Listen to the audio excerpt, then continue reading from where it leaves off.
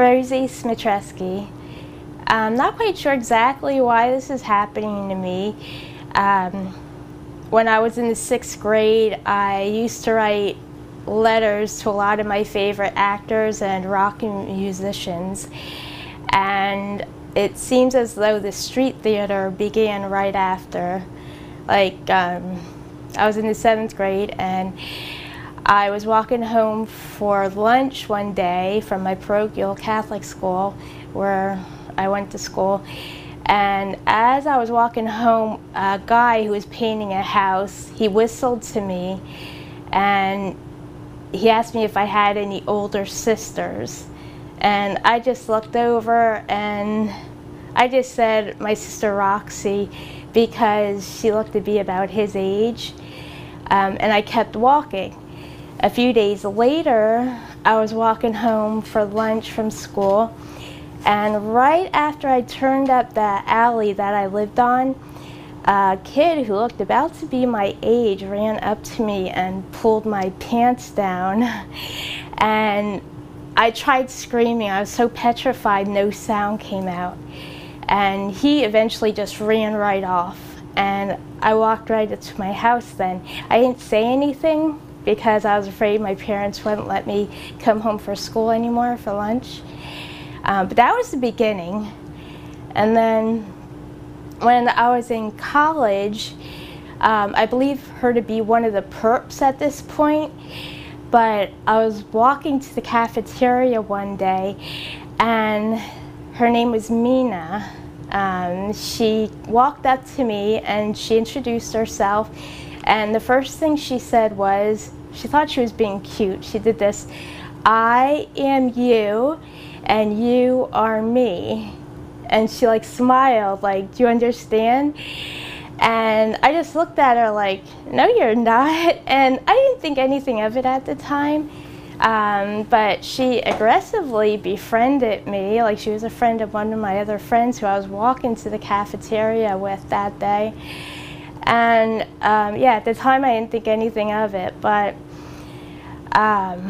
the worst of it began when I was a customer service representative for a popular mobile phone company. I was helping a rock star, one that I had written to, and I was helping him with his voicemail, and I gave him the idea for a song that went on to win a lot of awards.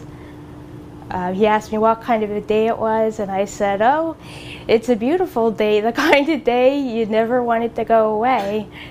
And after that is when the electronic harassment, the microwave radiation harassment began. And just to give you an idea of what's been going on, I'll come home and I'll notice they scratched the kitchen counter, they cut the wall and the floor tiles with a knife, and they drew on the wall with black crayons. And then they'll put glitter deodorant on the outside of my shirts in the armpits area.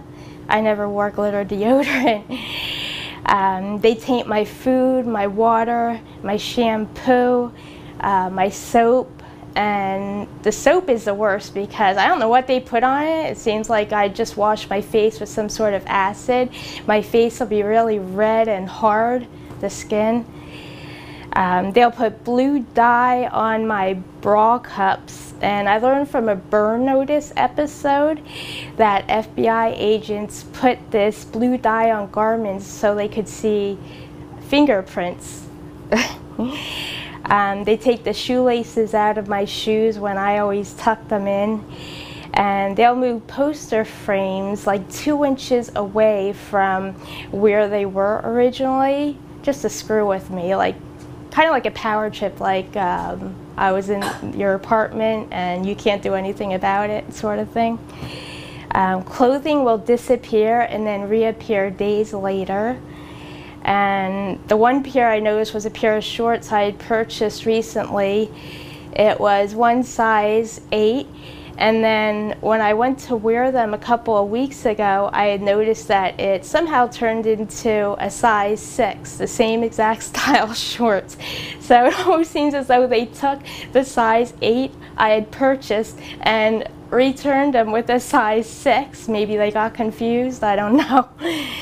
But yeah, they stole the insert from a bonus code, or it had the bonus code on a DVD I had purchased recently. And they cleaned the interior of my microwave every now and then. And also they'll come in and vacuum my carpet. That doesn't happen too often, mind you. When I checked my phone line in the basement of the apartment building, it had a tag on it that had the woman's name Pam on it, like P-A-M, and it also had my home phone number and my apartment number and the date April 23rd, 2005. Now, I had been living in my apartment since December of 2001.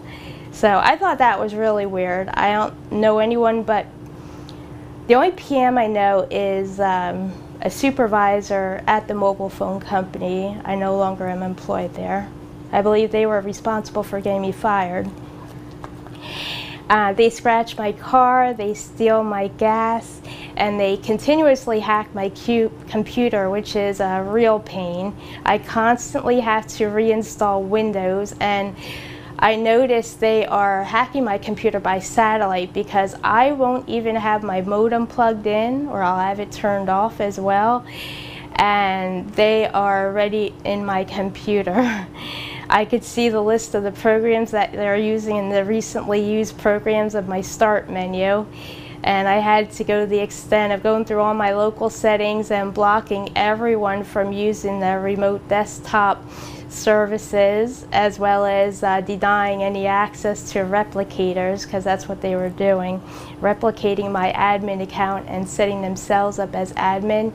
And my own admin account would be kind of like a shadow copy, but it really wasn't doing anything to changes on my computer.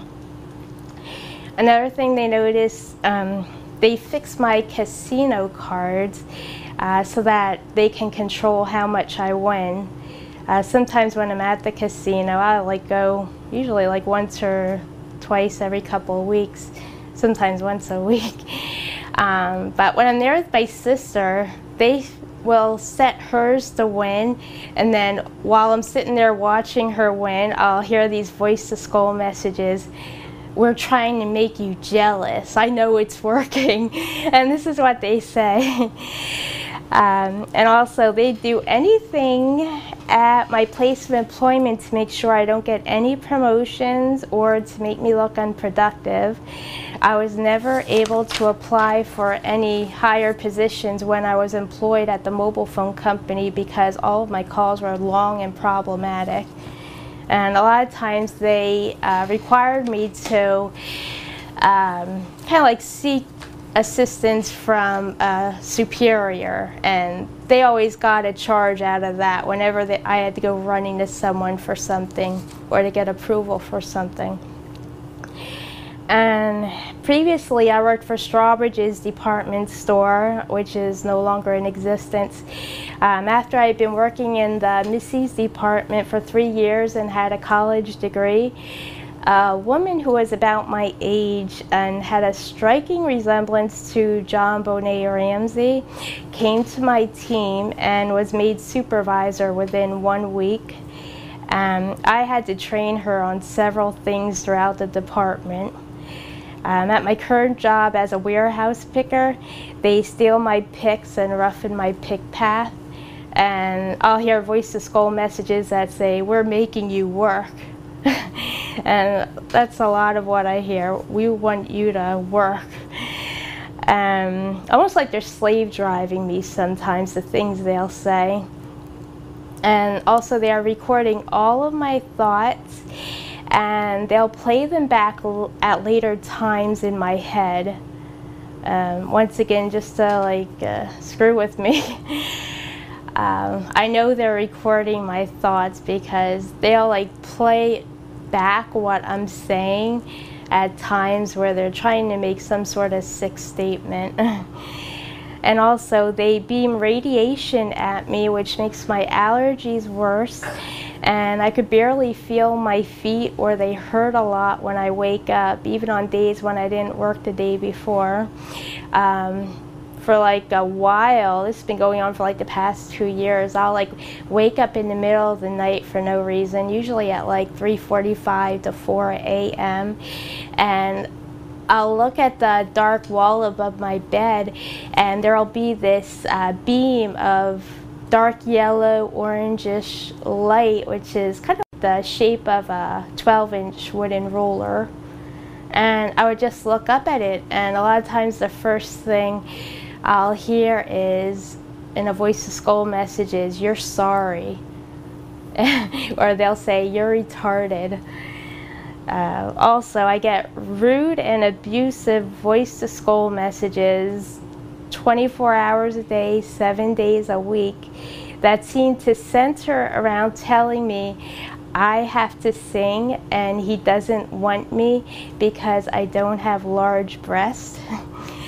They constantly tell me they have me listed as retarded, and this is why I'm not getting any promotions at my current job. They often tell me that they have money and I don't. Like, they'll like make a point that they're millionaires and I don't have money like they do. Lately, they've been telling me I am arrested until I either get married or sing for a career, which I had never wanted to do. The only singing I've ever done in my entire life is what was required of me in grade school music class, and other than that, like in my car. So I don't know where they're getting this from, I really don't. But also, like, the worst part of this, which I have no way of proving these voice to skull messages, but they also told me in a voice to skull message that they were responsible for killing my brother Michael, who had died of heart disease back in November of 2008. Yeah, that's the worst part about the voice to skull messages. I have no way of proving them. And I have reported this to the local police, which they suggested I go tell this to the state police, which is in the next town over, Bethlehem. And I told them, like, I was interested in seeing if they planted a chip in my head for them to do this. And so they said, yeah, go to the state police and tell them what you told me. I did that, and naturally they suggested I go to the hospital. And that's when I did, and they admitted me into their psych ward. I was there for a week. All the medication in the world isn't going to fix a high-tech stalker, so on like the second or third day, I just began pretty much telling them their medicine was working, and after that I would have to keep going to a psychiatrist like once a month for like the next 2 to 3 years. And eventually I'd tell them, like, oh, the medicine's working, just because I really didn't think it was doing anything, and they would keep decreasing the medicine. Eventually I didn't have to go anymore. They said, oh, you're all cured, then everything's great, you don't have to take the medicine anymore, you don't have to come visit us anymore. But that's pretty much where I'm at right now, though. They did everything they could to ruin my life every which way. Rosie, what do you think you did to bring this on? Do you think it's just the luck of the draw? Is it you've talked with other targeted individuals? Do you think there's a pattern of the type of person that they exploit? Well, a lot of times in voice to skull messages, they'll tell me that I'm strange, I'm weird. And I believe they're actually singling me out because I'm not married. Like, I've read on a lot of websites that they're targeting single people who are under the age of 50 so that they could kind of like kill them remotely with their resources in their one of the Department of Justice's goals to reduce the world's population to, I believe it was 5 billion. Yeah, I believe that's what they're doing, is pretty much killing anyone off like that. And have you made contact with very many other targeted individuals? When I do, it makes them angry. They already told me in voice call message, we don't want you talking to anyone. So when we do go on these meetings with the other FCHHS members, I'll notice the next couple of days after I meet with them, they will be a lot more harsh with the attacks. So what do you think will happen tomorrow because you came here? I think it's going to be worse again for the next couple of days, the same thing. You know, it's hard for those of us that haven't experienced what you're feeling to understand. And, you know, it's, well, I've now talked to 6 or 7 people, and for the most part, we had one lady that was kind of out there. It was just, the thing she said, it was just hard to, it was hard to believe her, I think, because of the way she presented. But everybody else, I mean, you seem just as sweet and nice as can be. And so I have to say that I have to keep an open mind and talk to people. And so I'm going to do a video for all of you guys, of all of you presenting your stories, and I hope that, you know, it'll be helpful. And if we can prove that the government is doing something like this, will be one of the biggest stories in history. Yeah. Do you think it's the government? Yes, I do, because last month, like pretty much the whole month of May, my computer was hacked to the point where I couldn't even use it. At one point, I got it up to the point where I was able to boot it up. I created a system image disk so that when I had the same problem again, I could just run the disk on my computer. Well, I tried using that system image disk the next time, and my computer would not read the disk. It gave me a message if I wanted to get assistance from a networked computer. I have a standalone computer with a wired DSL connection, and so it's not connected to any other computer, but when I selected that option, it gave me the name of the domain that was networked to my computer, and it began with the capital letters MININT, and then it had a hyphen with a series of letters and numbers after it.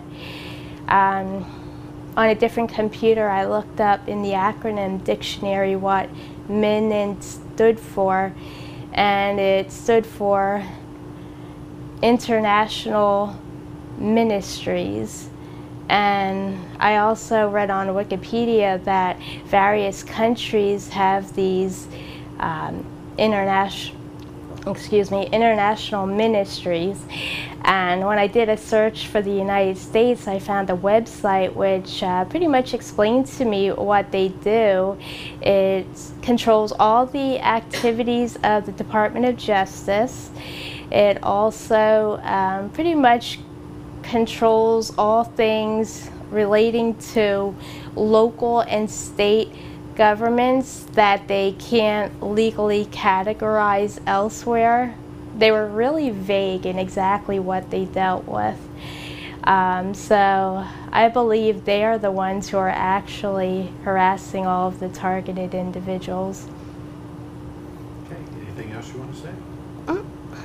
Well, one thing, I believe some sort of Hitler wannabe has taken over the Department of Justice, and I think it's time for the United States to take back their country. And I'm really glad that you're making this movie. It brings awareness to everyone who are comfortable in their ignorance. Very well said. All right, that's a wrap.